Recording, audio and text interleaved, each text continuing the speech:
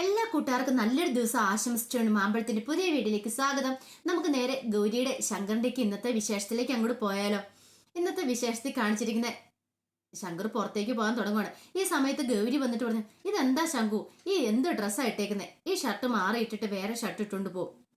ശങ്കർ പറഞ്ഞു, വേണ്ട, ഇത് മതിയെന്ന് പറയണം. എന്ത് ദൈവം, ഇത് കൊള്ളത്തില്ല, ഇത് ചുളുങ്ങി കൂടി ഇരിക്കുന്നത് കണ്ടില്ലേ, വേറെ ഷർട്ട് ഞാൻ എടുത്തുതരാം എന്ന് പറഞ്ഞുകൊണ്ട് ഗൗരി അങ്ങോട്ട് പോകുമ്പോഴത്തേനും ശങ്കർ ആ കയ്യേലേക്ക് കടന്നു പിടിച്ചു. ദേ, എടുത്തോണ്ട് വന്നാൽ കുഴപ്പമൊന്നുമില്ല, പക്ഷെ അതെന്നെ ഇടിയിച്ചു തരണമെന്ന് പറയണം. അങ്ങനെയുണ്ടെങ്കിൽ നീ എടുത്തോണ്ട് വരാൻ പറയണം. അയ്യടാ, അങ്ങനെ ഇപ്പൊ സൂഹിക്കണ്ട, വേണമെങ്കിൽ സ്വന്തമായിട്ട് ഇട്ടോണ്ട് അങ്ങോട്ട് പോയാൽ മതി എന്ന് പറയാം. അത് പറ്റില്ല, നീ എടുത്തോണ്ട് വന്നാൽ നീ തന്നെ എന്നെ ഇടിയിപ്പിക്കണം. അങ്ങനെയുണ്ട് എടുത്തോണ്ട് വന്നാൽ മതി. ഇല്ല, ഞാൻ ഈ ഷർട്ട് ഇട്ടോണ്ട് പോകും, എനിക്കൊരു കുഴപ്പമില്ലെന്ന് പറയാം. ഈയിടെയായിട്ട് ശങ്കുണിച്ചിട്ട് കളി കൂടുന്നുണ്ട് കേട്ടോ എന്നൊക്കെ പറഞ്ഞുകൊണ്ട് ഗൗരി അങ്ങോട്ട് തിരിയുമ്പോഴത്തേനും ശങ്കരൻ പറഞ്ഞു, അതെ, എനിക്ക് നിന്നെ കാണുമ്പോൾ ഇപ്പൊ എന്തോ ഒരു ഇത് തോന്നുക. എന്താ തോന്നുന്നേ? അത് ഇങ്ങോട്ട് അടുത്തോ പറയാന്ന് പറയണം. അതെനിക്കൊരു ഉമ്മ വേണമെന്ന് പറയും. പിന്നെ ഈ സമയത്ത് ഇതിനൊക്കെ ഒരു സമയവും കാലവും ഒക്കെ ഉണ്ടെന്ന് പറയും. പിന്നെ ഉമ്മ കൊടുക്കുന്ന ഒരു സമയവും കാലം ഉണ്ടോ? അതെവിടെ എഴുതി വെച്ചേക്കുന്നത്? ഞാൻ ഇതിനായിട്ടും വായിച്ചിട്ടില്ലോ. നമുക്ക് ഇഷ്ടമുള്ളപ്പോൾ നമ്മൾ കൊടുക്കും, അതാന്ന് പറയണം. ഇങ്ങോട്ട് വന്നേന്ന് പറഞ്ഞുകൊണ്ട് അങ്ങനെ ഗൗരിക്ക് ഒരു ഉമ്മ കൊടുക്കാനായിട്ട് ഇങ്ങോട്ട് അടുത്ത് വരുമ്പോഴത്തേനുമാണ് കഥകം തള്ളി തുറന്ന് തങ്കച്ചിയുടെ വരവ് അങ്ങോട്ട് കൃത്യ സമയത്ത് തന്നെ. പെട്ടെന്ന് രണ്ടുപേരും അകന്നു മാറി. തങ്കച്ചിയും പെട്ടുപോയി. ശങ്കർ പറഞ്ഞു, അല്ല, ഗൗരിയുടെ കണ്ണിൽ എന്തോ ഒരു കരട് പോയായിരുന്നു അല്ലേ ഗൗരി? അതെവിടെയായിരുന്നു, ഏത് കണ്ണിലായിരുന്നു ചോദിക്കുവാണ്.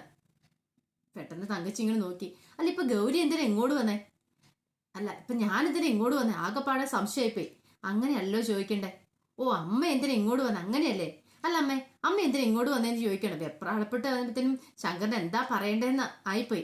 ആകെപ്പാടെ ഒരു ടെൻഷൻ ആയിപ്പോയി, ഒരു ചമ്മല്. തങ്കച്ചി പറഞ്ഞു, നിന്നെ വിളിക്കുന്നു പറയണേ. എന്നെയോ? എന്നെ എന്തിനാ അച്ഛൻ വിളിക്കണേ? നിന്നെ അല്ല വിളിക്കണേ, ഗൗരീനെ വിളിക്കണേന്ന് പറയണം. അങ്ങോട്ട് ഇറങ്ങി വരാൻ പറയണം. ഗൗരീനെ അച്ഛൻ വിളിക്കുന്നോ? അപ്പൊ എന്തോ ഒരു വലിയ കാര്യം ഉണ്ടല്ലോ, അതായിരിക്കും. ആ ശരി ശരി, അമ്മ അങ്ങോട്ട് പൊക്കോ, അങ്ങോട്ട് വന്നോളൂ എന്ന് പറയണം. പിന്നീട് കാണിക്കുന്ന വേണി രാവിലെ ഒരുങ്ങി പുറത്തേക്ക് പോകാൻ തുടങ്ങുവാണ്. ഈ സമയത്ത് മുത്തശ്ശി വന്നിട്ട് ചോദിച്ചു, വേണിമോൾ എങ്ങോട്ടാ പോണേന്ന് ചോദിക്കുവാണ്. മുത്തശ്ശി, ഞാനേ ആദർശേണ്ട ബാങ്ക് വരെ പോവാ.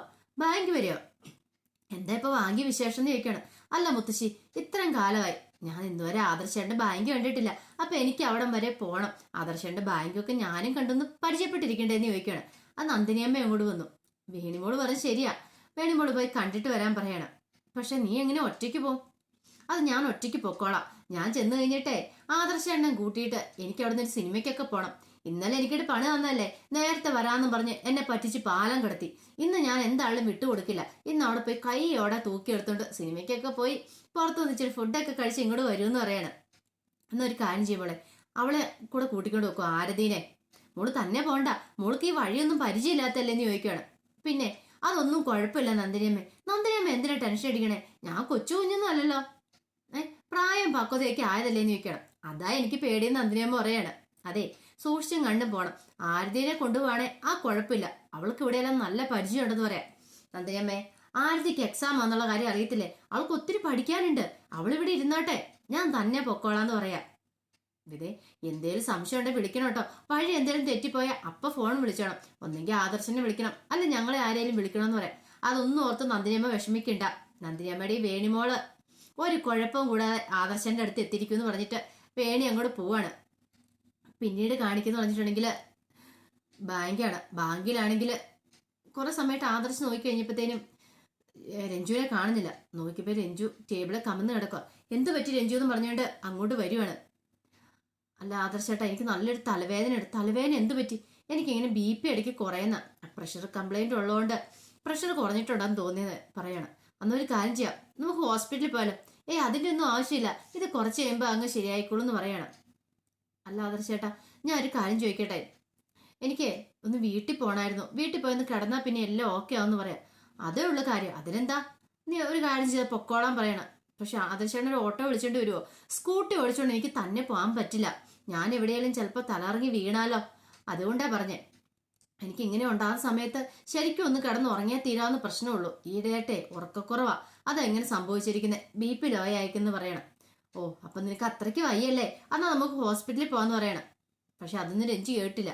എന്നാ നീ തന്നെ പോണ്ട, നിന്നെ ഞാൻ കൊണ്ടേ വിടാം. വഴിക്ക് എവിടെയും തല ഇറങ്ങി വീണ എന്ത് ചെയ്യും? ഞാൻ പോയി ഒരു ഓട്ടോറിക്ഷ വിളിച്ചോണ്ടാന്ന് പറഞ്ഞ് പാവ ആദർശം അങ്ങോട്ട് പോവാണ്. ഈ സമയത്ത് ശിവരഞ്ജിനെ എഴുന്നേറ്റിട്ട് കൂളായിട്ട് കള്ളച്ചിരിയൊക്കെ ചിരിക്കുകയാണ്. അതെല്ലാം അവളുടെ ഒരു അടവായിരുന്നു. അങ്ങോട്ട് ചെന്നിട്ടുണ്ടെങ്കിൽ അവൾ താമസിക്കുന്നിടത്തേക്ക് എന്നിട്ടുണ്ടെങ്കിൽ അവൾ മാത്രമല്ലേ കാണത്തുള്ളൂ. അപ്പൊ ആദർശിനെ കൊടുക്കാനുള്ളൊരു പ്ലാനായിരുന്നു അവളവിടെ തയ്യാറായിക്കൊണ്ടിരുന്നതെന്ന് പറഞ്ഞിട്ടുണ്ടെങ്കിൽ പിന്നീട് കാണിക്കുന്നു പറഞ്ഞിട്ടുണ്ടെങ്കിൽ ഹാളിലേക്ക് ശങ്കർ വന്നു കഴിയുമ്പോഴത്തേനും എല്ലാവരും ഉണ്ട് അവിടെ നിപ്പ്. ശേഖർ ഒഴിച്ച് ബാക്കി എല്ലാവരും ഉണ്ട്. അല്ല എന്താ എല്ലാവരും ഭയങ്കര ചർച്ചയിലാന്ന് തോന്നല്ലോ. ഗൗരിക്ക് വേണ്ടി വെയിറ്റ് ചെയ്യുമായിരിക്കും അല്ലേന്ന് ചോദിക്കണം. അല്ല ഗൗരിയെ കൊണ്ട് ഇപ്പൊ എന്തോ ഒരു ആവശ്യം ഉണ്ടെന്ന് തോന്നുന്നല്ലോ അച്ഛനെന്ന് പറയണം. അതെ ശങ്കറെ, ഞാനാണ് തല പോഞ്ഞിരിക്കുന്ന സമയത്ത് നിന്റെ ഒരു കോമഡി ആയിട്ട് പാടില്ല കേട്ടോ എന്ന് പറയും. എന്താ അച്ഛാ അച്ഛൻ ഇപ്പൊ എന്ത് പറ്റിന്ന് ചോദിക്കും. അതെ കമലയുടെ മെഡിക്കൽ റിപ്പോർട്ട് കിട്ടിയിട്ടുണ്ട്, ഇന്നലെ പോയി ശേഖർ വാങ്ങിച്ചോണ്ട് വന്നാന്ന് പറയും. അത് എന്താ എഴുതിയേക്കെന്ന് അറിയത്തില്ല, കുറെ ഇംഗ്ലീഷ് എഴുതിയേക്കുന്നത്. അത് നിന്റെ ഭാര്യയോടൊന്ന് ചോദിച്ചാൽ പറഞ്ഞു തരുമോന്ന് അറിയാൻ വേണ്ടിയിട്ടാ വിളിക്കുന്ന പറയണം. ഓ അങ്ങനെയാണ് കാര്യം. ശരി ശരി, അവൾ ഇങ്ങോട്ട് വരട്ടെ എന്ന് പറയണം. ഈ സമയത്ത് ഗൗരി അങ്ങോട്ട് ഇറങ്ങി വരുവാണ്. ഗൗരി വന്നപ്പോഴത്തേന് ശങ്കർ കാര്യം പറഞ്ഞു. അപ്പൊ ഗൗരി എന്ത് ചോദിച്ചാൽ റിപ്പോർട്ടെന്ന് ചോദിക്കുമ്പോൾ റിപ്പോർട്ട് അങ്ങോട്ട് കൊടുക്കുകയാണ്. പെട്ടെന്ന് നമ്മുടെ തങ്കച്ചി പറയണം, പിന്നെ ഇംഗ്ലീഷ് എന്നൊക്കെ പറഞ്ഞാൽ അത്ര വലിയ കാര്യമൊന്നുമില്ല, അത് അറിയാവുന്നവർക്കാണ് അറിയാം. ഇപ്പോഴാണെങ്കിൽ ഇവിടെ പിള്ളച്ചേട്ടനെ വിളിച്ചിട്ടുണ്ടായിരുന്നു, പിള്ളച്ചേട്ടൻ വരാത്തോണ്ടാ നിന്നോട് പറഞ്ഞെന്ന് പറയണം. ഓ അന്നൊരു കാര്യം ചെയ്യാം, അത്ര വലിയ എളുപ്പമുള്ള കാര്യമാണ്. അമ്മ അങ്ങ് വായിച്ചങ്ങ് അർത്ഥം പറഞ്ഞു കൊടുക്കാൻ മേലായിരുന്നു അച്ഛനോട്. പിന്നെ അമ്മ എന്തിനാ ഗൗരിയുടെ കയ്യിലേക്ക് കൊടുത്തേ? ഓ അമ്മയ്ക്കത് കഴിയില്ലല്ലോ അല്ലേ, അമ്മയ്ക്ക് ഇംഗ്ലീഷ് വായിക്കാൻ അറിയത്തില്ലോ എന്ന് പറയണം. അവിടെ തങ്കച്ചിക്കൊട്ടൊരു കുത്തം കൂടെ കൊടുക്കുവാണ്. പിന്നീട് ഗൗരി എന്ത് ചെയ്യാണ്, ആ റിപ്പോർട്ട് അങ്ങോട്ട് വായിക്കുകയാണ്. റിപ്പോർട്ട് വായിച്ചു കഴിയുമ്പോൾ ഗൗരിയുടെ രണ്ട് കണ്ണുകളും നിറഞ്ഞു വരുന്ന പോലെ ആയിപ്പോയി. ഗൗരിക്ക് താൻ നിൽക്കുന്നതോടെ അങ്ങോട്ട് താന്നു പോകുന്ന ഒരു അവസ്ഥയായിപ്പോയി. ഗൗരി ഒരിക്കലും പ്രതീക്ഷിച്ച കാര്യമില്ലായിരുന്നു. ഗൗരിയുടെ മുഖഭാവം മാറുന്ന കണ്ടപ്പോഴത്തേനും പെട്ടെന്ന് മഹാദേവൻ ചോദിച്ചു, എന്താ ഗൗരി, എന്താ പറ്റിയത്? നിന്റെ മുഖം എന്താ വല്ലാതിരിക്കുന്നേ?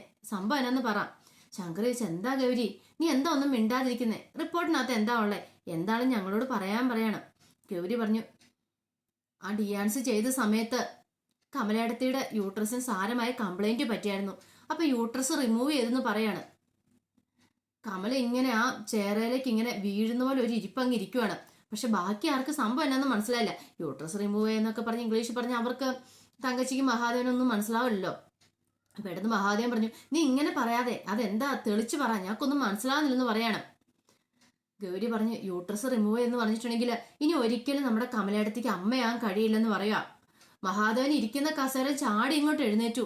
നീ എന്താടി പറഞ്ഞത്? കമലിക്ക് അമ്മയാൻ പറ്റില്ലെന്നോ? ദേ ഗൗരി, നിനക്ക് ഇംഗ്ലീഷ് അറിയാന്നോർത്ത് നീ എന്ത് തോന്നിയാസം വിളിച്ചു പറയരുത്. നീ എന്താ ആരെക്കുറിച്ച് എന്നാ പറയണമെന്ന് നിനക്ക് ബോധം വേണമെന്ന് പറയാ. പെട്ടെന്ന് മുത്തശ്ശിയുടെ കയ്യിലിരിക്കുന്ന മണി അങ്ങോട്ട് താഴേക്ക് ചാടുവാണ്. മുത്തശ്ശി ഞെട്ടിത്തരിച്ചു പോയി. തങ്കച്ചി എല്ലാവരും അന്തം വിട്ട് നിൽക്കുവാണ്. ശങ്കരൻ, ഗൗരി നീ എന്താ വായിച്ചേ? നീ ഒന്നുകൂടെ ശരിക്കും വായിച്ചേന്ന് പറയണം. ശങ്കരൻ, ഞാൻ എത്ര വായിച്ചാലും അത് തന്നെയാ റിപ്പോർട്ടിൽ എഴുതിയിരിക്കുന്നേ, അതിൻ്റെ മാറ്റമില്ലെന്ന് പറയാം. മഹാദേവൻ പെട്ടെന്ന് നിങ്ങൾ ചാടി എഴുന്നേറ്റ് വന്നു. എന്നിട്ട് ചോദിച്ചു, നിനക്ക് എങ്ങനെ ഇങ്ങനെ പറയാൻ തോന്നുന്നു ഗൗരി? അത് എന്റെ മുഖത്ത് നോക്കിയിട്ട്. അവൾ ഒരിക്കലും അമ്മയാവില്ലെന്ന്. ദേ എന്ത് തോന്നിയാസം പറയാന്ന് ആയില്ല നിനക്ക്. വന്നു നിനക്ക് നിന്റെ നാക്കിന് എല്ലില്ല അല്ലേന്ന് ചോദിക്കണം. ഗൗരി പറഞ്ഞു, അച്ഛാ ഞാൻ ആ റിപ്പോർട്ടിനകത്തുള്ള കാര്യം വായിച്ചേ, നീ ഒരു കുന്തവും വായിക്കണ്ടേ, എനിക്ക് മനസ്സിലായി ഇതെല്ലാം നിന്റെ കള്ളക്കളികളാണ്. തങ്കച്ചി പറഞ്ഞു, ഇനിയിപ്പം ഈ പേരും പറഞ്ഞുകൊണ്ട് ഞങ്ങളെല്ലാം വീണ്ടും കോടതി കയറ്റാനാണ് അവളുടെ ഉദ്ദേശം, അതിനു വേണ്ടി അവൾ പറയുന്നതെന്ന് പറയണം. ശങ്കർ പറഞ്ഞു, അമ്മേ അനാവശ്യം വിളിച്ചു പറയരുത്.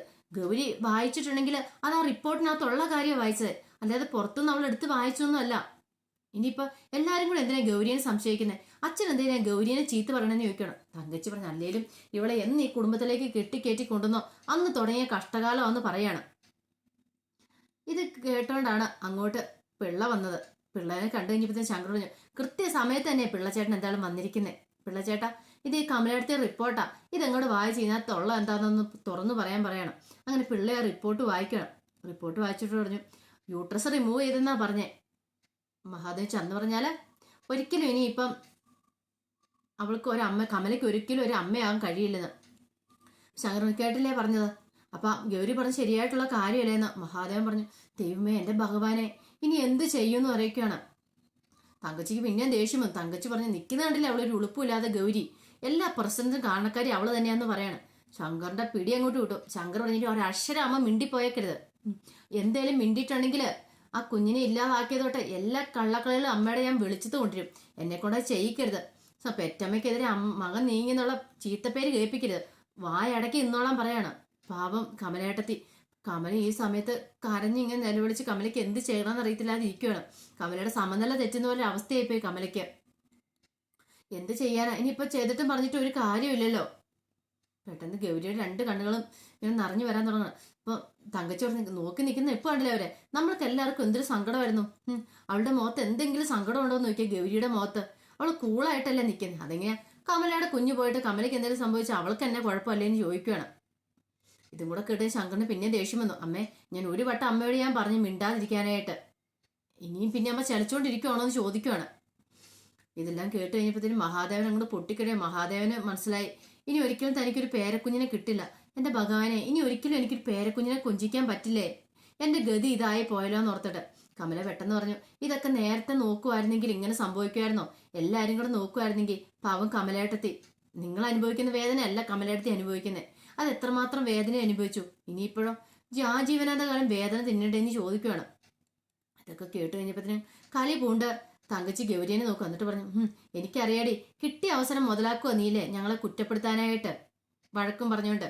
ഇനിയിപ്പോ നിനക്ക് കുത്താനായിട്ടൊരു വടി, അടിക്കാനായിട്ടൊരു വടി കിട്ടിയല്ലോ, ഇനിയിപ്പൊ അത് വെച്ച് നന്നായിട്ട് അങ്ങോട്ട് അടിക്കുന്നീയ. അവളങ്ങനെ നോക്കിയിരിക്കുമായിരിക്കും എന്താ ഒരു കാരണം എന്നുള്ളത്. അപ്പോഴാണ് അവൾക്കൊരു കാരണം കിട്ടിയെന്ന് പറയുന്നത്. ശങ്കരോട് അമ്മേ മര്യാദക്കിരുന്നു, അല്ലെങ്കിൽ അല്ല തനി സ്വരൂപന നിങ്ങൾ അറിയൂന്ന് പറയാണ്. അങ്ങനെ എല്ലാവരും കൂടെ ആകെപ്പാടെ വിഷമിച്ചിരിക്കുന്ന രംഗങ്ങളൊക്കെയാണ് നമ്മൾ കണ്ടേന്ന് പറഞ്ഞിട്ടുണ്ടെങ്കിൽ. അപ്പൊ അതിന്റെ വിശേഷങ്ങളൊക്കെയാണ് നമ്മളിന്ന് കണ്ടത്. ഇതിന്റെ ബാക്കി വിശേഷങ്ങളായിട്ട് വൈകുന്നേരത്തെ പ്രൊമോയും ഞാൻ വരാം കേട്ടോ. അപ്പൊ വീഡിയോ ഇഷ്ടപ്പെട്ടെങ്കിൽ എല്ലാവരും ലൈക്ക് ചെയ്യണം കേട്ടോ.